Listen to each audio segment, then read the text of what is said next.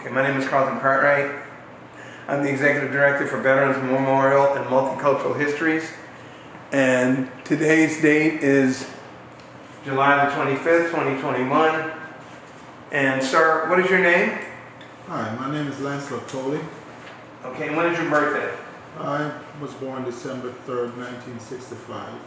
Okay, and what city is this? This is the city of Poinciana, Florida. Okay, great. And what branch of the service were you in? I was in the United States Navy. Okay, did you enlist or were you drafted? I enlisted And what year did you go into the military? in 1988. Okay, all right. And where were you at the time that you went into service? Departed from Miami, Florida. I was living in Miami, Florida at the time. Okay, is that where you entered into the military? Yes, at the local MEP station there. Right. And from there I went to RTC, which is a recruit training center in Where was that located? Great Lakes. Oh. Okay, so they flew you from Miami Correct. to Great Lakes. Right. What city? I think it's Waukegan, Michigan. Okay. This is what they call it. I know I asked you once already, but what year was that again? In 1988, February 8, 1988. Okay. Okay, so what were you doing before you went into the military? I was actually a bartender at a restaurant called Horatius off the Key Biscayne, Rickenbacker Causeway, and I was attending Miami-Dade Community College at the time. How old were you at that moment in time? Was around 21. Okay. Okay, and had you been to college at all?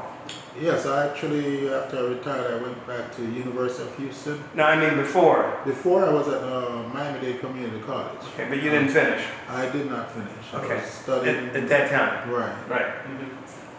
Okay. So, I guess you went through basic training on the Great Lakes? Correct. Okay, and how long was basic training? It was about 8 weeks. Okay. All right, and how was it? I had a good time. I was an athlete from high school, track and field, high jump and all of that, so adapting was not an issue for me. Okay. So where'd you go for tech school? I went to Lakehurst, New Jersey for parachute rigging, some people known as ALSS, Aviation Life Support System. Okay. So I got trained on how to make, create oxygen and liquid oxygen for the air crew members and the life preservers and the life rafts, and also learn how to train people how to use it. Wow. Learn combat, to survive in combat environment. Okay. How were your instructors from basic and tech school? During that time, it's hard to say. You saw a lot of biases, and you just have to apply yourself and pull through to make things happen for you. Even when people say you're not going to make it, you push yourself to make it. So as far as instructors are, some were great, some were not so great. Okay. How long was that tech school, anyway? Tech school was about, I want to say about either four months back then. Okay, so between basic and tech school, did you take any time off? No. No home leave, no R&R, what about R&R? No, that was after tech school. They gave me some leave time. And what'd you do with that? Where'd you go? I went back to Miami to visit my family, my mom, and Okay. brothers and sisters at the time. So where was your first duty station? I had to be top of the class in tech school, so I was ranked #1 with the studies and everything. So I had first choice of orders, so I ended up in Rhodes, Spain, VQ2.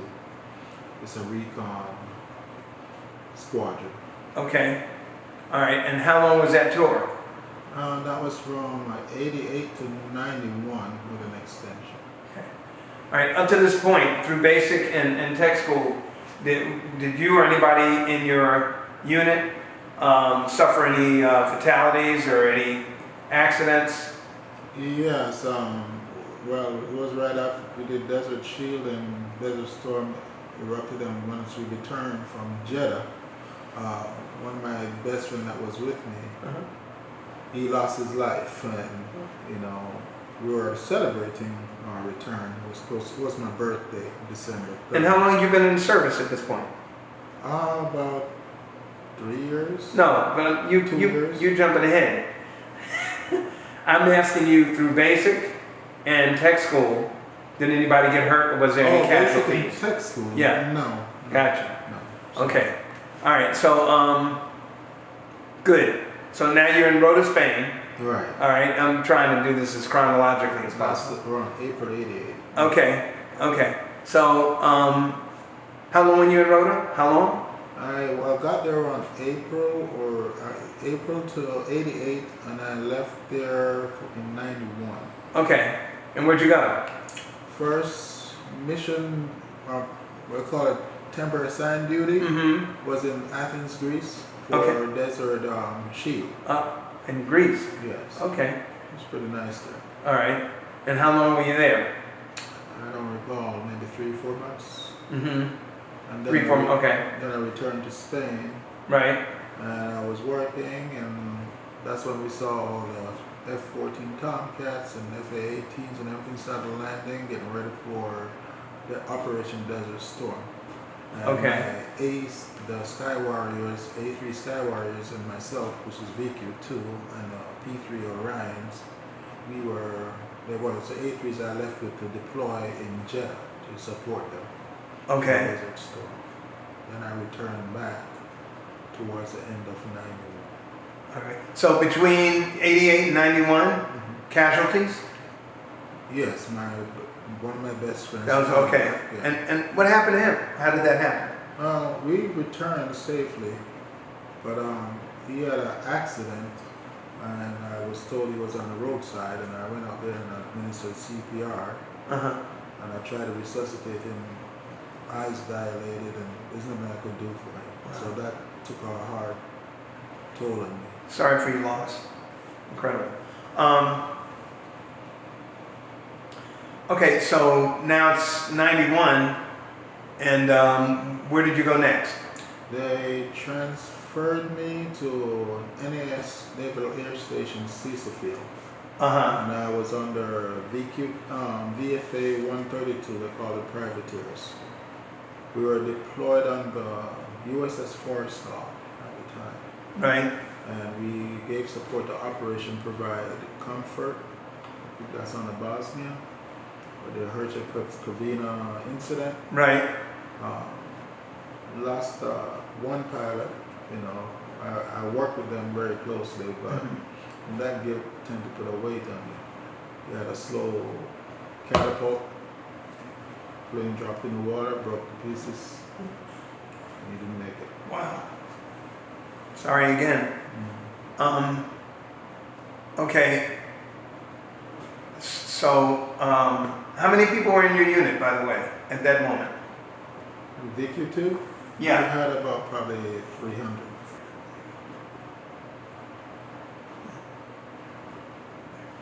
Okay, so you said how many? 100? About 300. About 300. Yeah. 300 people in your unit at that time. Correct. Okay. All right. So, where did you go next? From there, we had to decom VFA 132. So I transferred right at the Cecil Field base high level for preparing the survival equipment. I was part of the 3, which was deployed on the USS Constellation, and then the Saratoga. So we went back out. I can't recall the mission that we were doing back then. I would say still under Provide Comfort, Right. because that was in the Mediterranean area. You said provide comfort? Yes.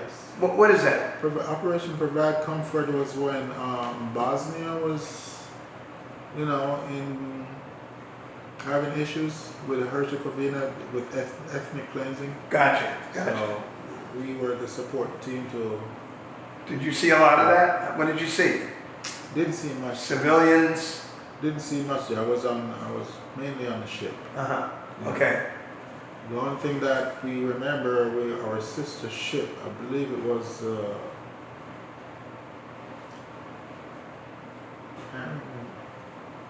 can't remember the name. I think it could have been the Saratoga. It wasn't the Saratoga, but they shot at the Turkish ship and killed a lot of Turkish shipmates. Who shot at it?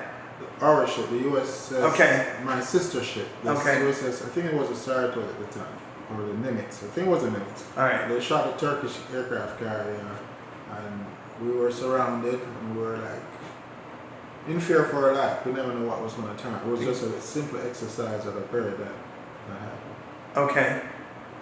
And then from there, we returned home.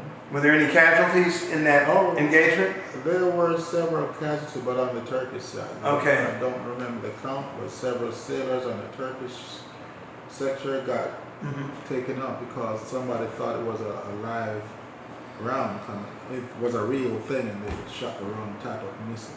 Gotcha. Okay. All right. Friendly So- fire. Huh? Friendly fire, Yeah, exactly. unfortunately. Where'd you go next? From there, we returned back after all that tour. Mm-hmm. It was about a 6-7 months cruise, and then I jumped on to the Saratoga, which I see up there, A&D, and they did a last cruise, and decom that ship and decom Sisyphia. That base was shut down. Okay. And then from that, I went back to orders to road escape. Uh-huh. And I didn't know what I was doing, but it was an assigned duty to go to what they call a BAB mission. Later on, once I got there, I realized what BAB stood for was Beirut Air Bridge. Okay. And I was deployed to Cyprus in Larnaca. And where? Larnaca. Okay. Cyprus. It's a Royal Air Force base in Larnaca, close to a town called Limassol. But we were in support for the embassy of Nicosia Uh-huh. and the embassy of Beirut. All right. So my main job was to make sure all the aviation lights, well, not aviation, but evacuation outfits were in place and ready at all times for all members at the embassy of Beirut. Okay. So I used to fly 100 miles into Beirut, 100 miles back to Nicosia or Larnaca, and make sure when dignitaries such as former President George Bush or Madeleine Albright was there, make sure they get there safely and get back, and other ambassadors and dignitaries. So I was just recently part of the bodyguard force for them. Oh, really? Yes. Okay. So when I first got there, I met a great group of guys from the Army. Uh-huh. And the helicopter went down. The warrant officer, instead of shutting down, engine 1 was on fire, but he accidentally shut down engine 2, dropped like a rock as soon as they were departing. So we lost 7 members of our brothers there. And then we had to do the egress, EMT, whatever we had to do to try to recover the bodies and personnel. So that was very hard, still etched in my brain. And what was it that was so difficult? Were there a lot of casualties or what? I was supposed to be on that mission. Uh-huh. And what happened is that some cancellation went on, and then to see that happen was devastating. So my concern is, why didn't my gear work? Why couldn't they use the raft to get out? Mm-hmm. So that can be painstaking. How many casualties were there? 7. And All lost. all your friends? Yeah, Guys that you knew that you worked with? Family, yeah, we're brothers, like, it's hard. What year was that? I believe it was around 94. Okay.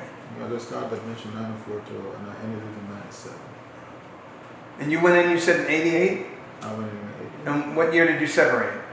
I retired in February 29, 2009. Okay. So I have a long I understand. traveling history. So where did you go next? I went back to Spain, and then I needed to take a break, so I went recruiting. Oh, you became a I recruiter? became recruiting. Okay. Was new territory. I went straight into LA, Uh-huh. and I recruited there. Learned all the ropes, and did pretty good, but it was a stressful job. Mm-hmm. So I decided to, then, 911, 9/11 happened, and I was like, gotta go do my part. So I signed up and I got on the USS Constellation, and we went off. To where? Well, for Iraqi freedom. Right. Iraqi freedom? Mm-hmm. Okay. All right. And how long did that last? I was pretty much on a 9-month cruise. Okay. Where'd you go? We went into the Gulf. Of? Well, the Gulf of Iraq, Right. the Arabian Gulf. Okay. And I didn't get deployed at the time as a ground pounder. As a what? As a ground pounder, but being on the ground. Okay. So it was the Gulf of Iraq and Bahrain, those two places. And then we returned back to San Diego 9 months later. So after that, we were deployed again. I was assigned to VAW 113, the Black Eagles. And then we were assigned on the Stennis. And we went back to Operation Enduring Freedom. Right. And that's when we had an S3 that went out and when you see the China Sea, Uh-huh. and the geographical map that we have let us know that the mountain was a lot more higher than it is, so the planes landed do egress there, so we lost more people. Casualties? Yes, about 4 never make it back. And then in addition to that, we had another pilot that ejected. I have to go back. That was on the Saratoga, a very close buddy of mine. He was a pilot, and his plane also ejected, slow cab, inverted, he slammed into the water with about half his torso. And all we had to do, we put it in a neat locker refrigerator, but all the parachute and ejection equipment was laid out on my tables on the ship. And you know what that smell of death smells like. So that was really traumatized for me and my guys that worked with me. Mm-hmm. So from there, with all those incidents, I went back to recruiting. I'm sorry? With all those incidents, I went back to recruiting. Okay. When did I go to recruiting? In 2005 or 2005, I went to recruiting in Houston. Poughkeepsie? In Houston. In Houston, sorry. Yeah, Houston, Texas. And that's from there I completed my term and I retired in February 2000. Okay. All right. Besides the places that you already mentioned that you visited, and it doesn't matter whether you were an R&R or went home or, I don't know where home was, but any places that you haven't mentioned, where else did you get to travel, in other words? Oh. I've traveled to... While you were in the military, whether you were deployed or vacation. Okay.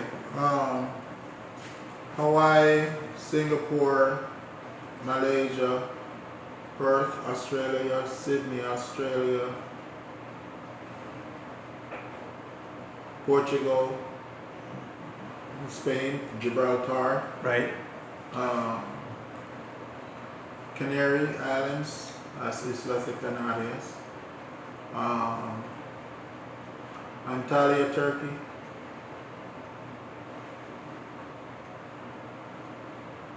Where else? We talk about Cyprus, we talk about Beirut, Athens, Greece, Jacksonville, Florida, San Diego, Ventura County, Camarillo. I've been to a lot of Millington, Tennessee. I went there for schooling also. Pensacola, another schooling. Jamaica, I would go back home and visit family. Right. Trinidad, Tobago, St. Thomas. Man, Mexican place. Oh, Africa, what's it, Tanzania, Africa. Um,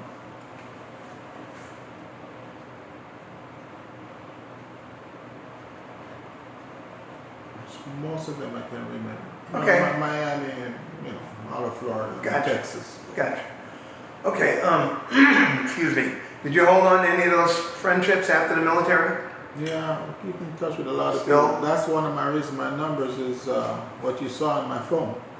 Because all the people I put in, most of them still keep in touch with me. I just came back from San Diego, one of the young men, Dion Jones, Warrant Officer Dion Jones, when I put him in as an E when he moved up, I had to fly out to his commissioning. Right. And he handed me his I want to say his senior chief hat when he converted to a warrant officer. So they remember me. They call me their C-Pop, their C-Daddy. And then there's Teresa Green. She's now recruiting in Tennessee, and she made chief. A couple others made, you know, lieutenant commander. He just passed away. Commander Riceman. He was with me on the VAW 113 ship. I had to go and bury him. I was his pallbearer. So I keep, you know, in touch with all my guys. Camaraderie. Yeah, camaraderie. It's a family and brotherhood and sisterhood. Right. That's like no other. No, I always say it's better than a family of a DNA. And you know what I'm talking about. Yeah, I do. Absolutely. How did you get along with the officers and the enlisted?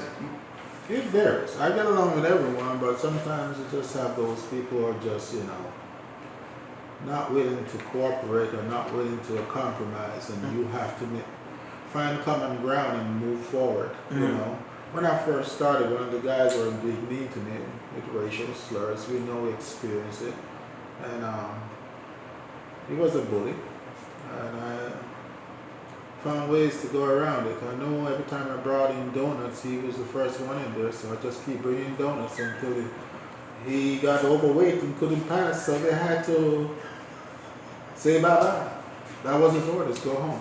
So there are always ways, 1,000 ways to skin a cat, you know. Right. Some things I learned in the Navy and some things I learned from listening to my elders. So it does work. But my main goal is always to get along with people. You know, I like to have fun.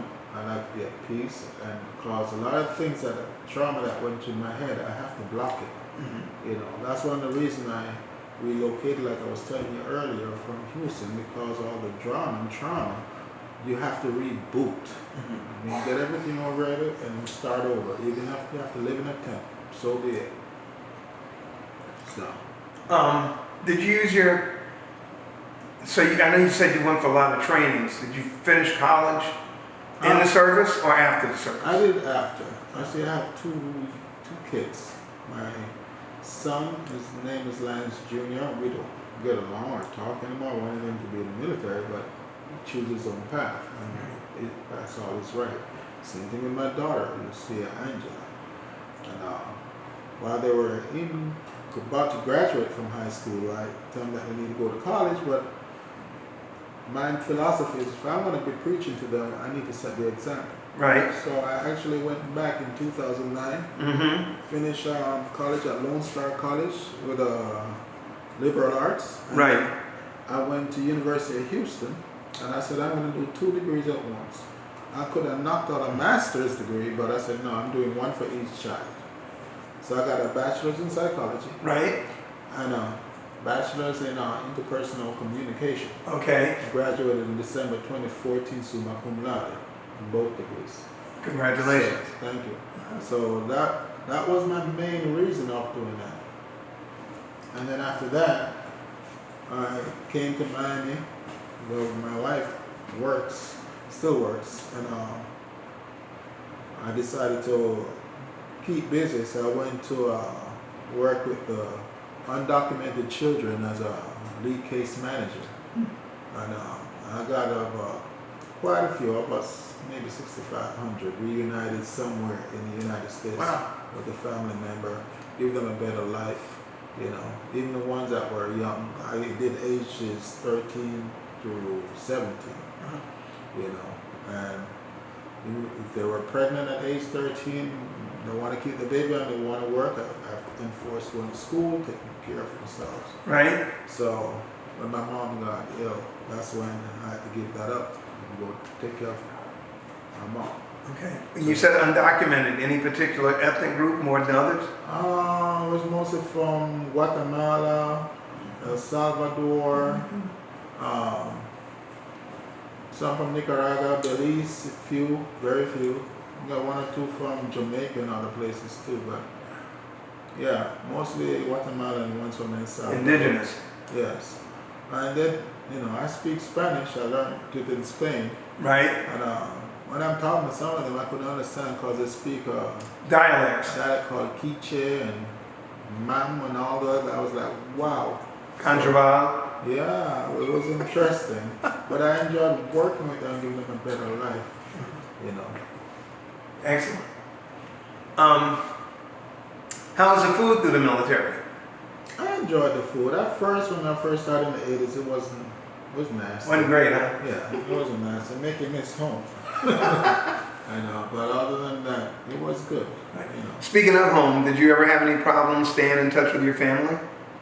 No, not at all. Cause when I used to write letters, I used to number it. At first, I stayed away from everyone, and then my mom was getting worried, so she contacted my commander, and they made me call my mom, and I thought I was fine. So when she came to visit me, my buddies were back deployed from me, and we showed her a great time. So second time she kept coming and said, Spain is beautiful, I love it. So she had a good time, you know. Good.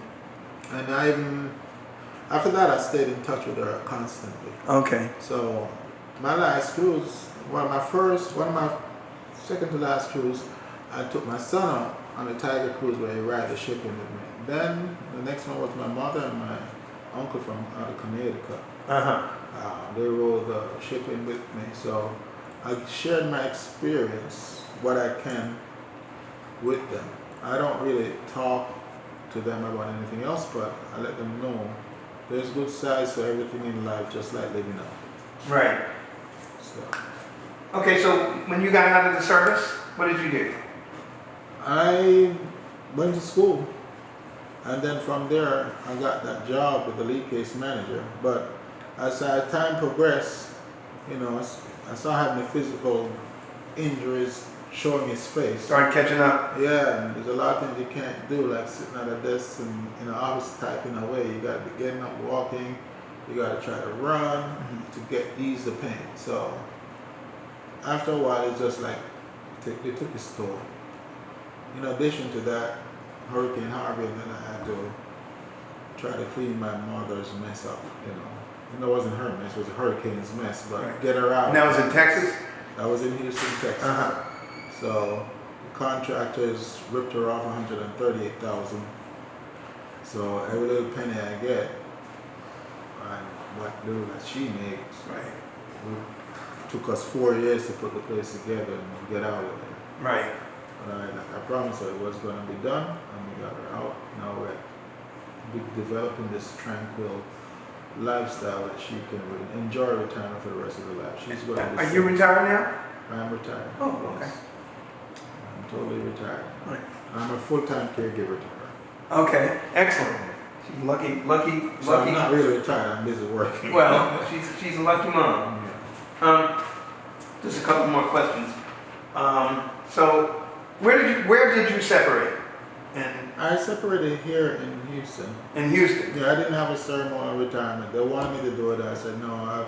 With the politics and everything that was going on, I said I just have to go. So I just left. Okay. Signed my documents. All right. Tell me about those photos that we took. Where were they taken? Oh, the photos. Well, one of them is boot camp, and then the other one was when I was retiring in my full dress. Right. The ones with the guys with the guns is Beirut, and the embassy of Beirut is the bodyguard force. Call them the nasty boys. Okay. I don't know why they It was that name. And then the other one is with the BAB team that I showed a group of guys. That was part of the mission that we lost our brothers. The other one with the U-2 plane is also part of the mission for that. We had two U-2s, Black Hawks and Royal Air Force aircrafts. Okay. And the Army and Air Force crew were along, which what I was doing, you see me in civilian clothes there. I was independent duty. It was I was an E5 at the time, but it was a slot for an E8. But my senior chief wasn't willing to go, so he sent his boys. So that's what I did. I did my job and trained the guys how to use the life preservers and the rafts and how to wait when the helicopter hits the bottom to eject, pull up the rafts and come back up, how to use the piece. Just training. And then we had an IG team that was doing the investigation, so a lot of the gears were messed up, so I had to teach them. I did not teach them, I had to fix them. Right. That's when I learned that you don't sleep. You sleep when you're dead.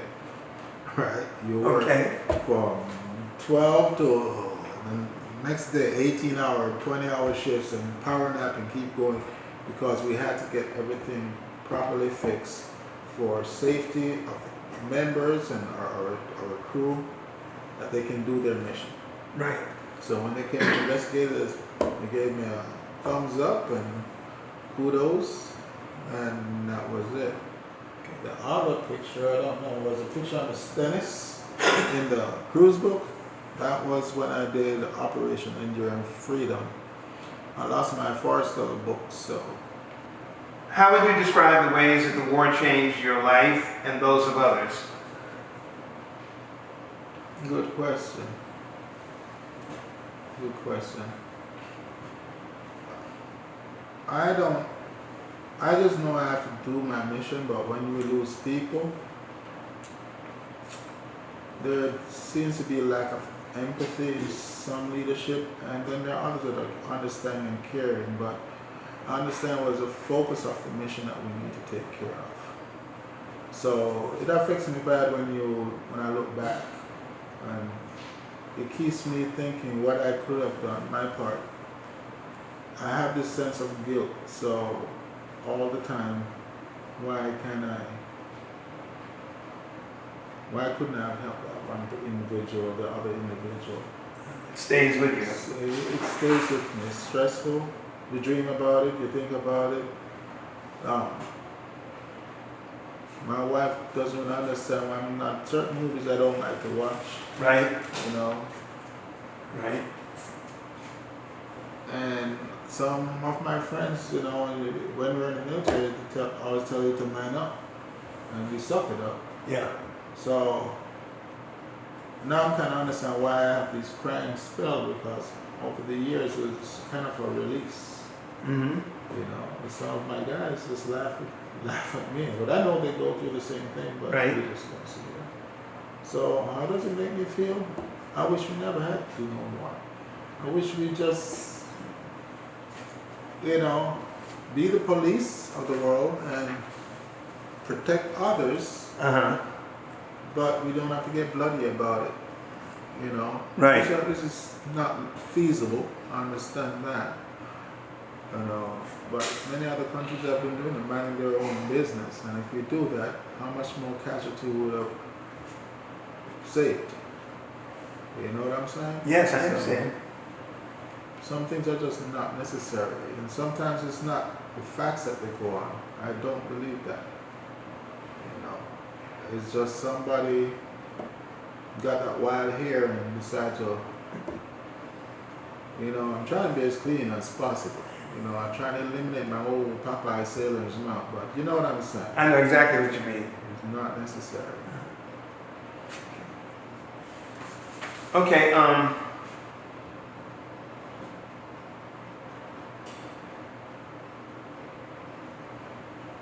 so, all right, how did the military, as you think back, going forward, made me a better man. Okay. How has the military affected your life? It made me. That's why I recommend it to anyone. Okay. You know, it gives you discipline and stability. It it makes it teaches you. Because when I remember, I was like, what was it? I wasn't like ignorant, but I was like overconfidence when I was a young man, Right. and I did like tolerance, and the military taught me those things. Gave me that discipline to be patient, and if things go bad, recognize the wrong or the what's not good is only a little pothole or speed bump and keep moving forward. Right. So it made me a better man. Okay. I don't think anyone else could do that like the U.S. military service does. Because I met other people from other services and they're not as disciplined. Some, you know, some are better than us, but yeah, Gotcha. I'm proud that I went there. Is there anything that you feel like you would like to, anything else you'd like to share that you haven't already? No, because if I go further, I'm probably getting to the political side and don't want to. I mean, there's a lot of things I see going on out here that we see it in our service, but we know how to tone it and control it and not make it happen. And I wish the rest of the world would, or this country would perform the way we do in the service. Like I said, if everybody went in, we wouldn't have these type of issues that we have in this country. Okay.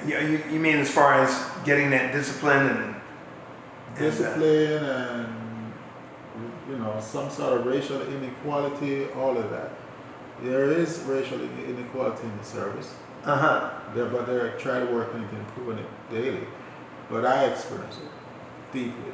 Right. And I have to work 10 times as hard to get to where I need to go. To overcome it. Yeah. Like I said, I learned to sleep when you're dead. You don't go to sleep during the daytime or take a break. You keep going because the guy that of a different ethnicity can take a break and relax while you have to do triple the work, but he gets a promotion. Right. You know, and it happened to the women there too. So they're working on it, but it exists. So you saw a lot of it. You experienced a lot of discrimination. Yes. And it's like you have to understand, we all come from different walks of life. Right. They're trying to make us one unit, but people bring their morals and past with it. And it's hard to change that when it's etched in their brain. Right. So that's one of the reasons I got up. I would have gone, I would have stayed in. Did you do 20 years? How I long? did 21. You did 21 years? Yeah, Okay. I wanted to stay in. I would have done 40. Right. But the politics and favoritism, you see it every day and you're like, you know, enough is enough. Got tired of it. Get tired of that. That's exactly what, you know, broke the camel's back. Okay. Well, I want to thank you for a wonderful interview, and I also want to thank you for your service. Thank you for having me. It's my pleasure. Absolutely. Okay. What is the one? Yeah, that one. You can hold them both up next to each other. That's good. This is Beirut Air Bridge where we do the. Which one? The one in your left hand? Yeah. The Okay. one in my right hand. In your right hand? Yeah. Over here. Yeah. Right. Okay. That's when I did mission from February to May '96 to May to September '97. Right. That's when we transport dignitaries back and forth from Nicosia to Okay. the embassy of Beirut. And the main thing is for the bringing supplies and getting people out of all our American citizens out of Beirut safely so they can get back home. Okay. Back and forth. This one is the USS Saratoga when I did the last cruise in '94. And that's when I was doing Operation Provide Comfort Right. for the Bosnian people. Okay. Working for NASA for all the guys that would recover anything that should happen to the shuttle. Yeah. We pack their parachutes and all thing and get them ready. Okay. This was in Rhoda, Spain. Okay, gotcha.